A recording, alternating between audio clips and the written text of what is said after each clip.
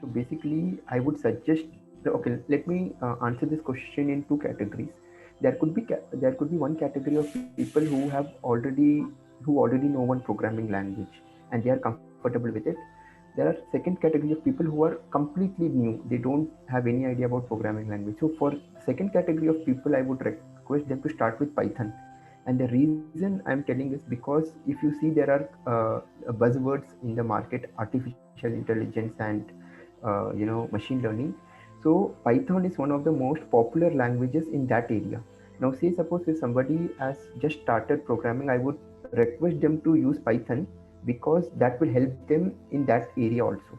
But in case if people are already familiar with Java or any one programming language, again learning Python should not be a much difficulty.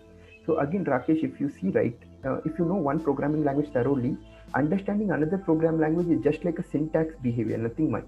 There will be some new concepts, there will be some syntax behavior, but apart from that, everything is same.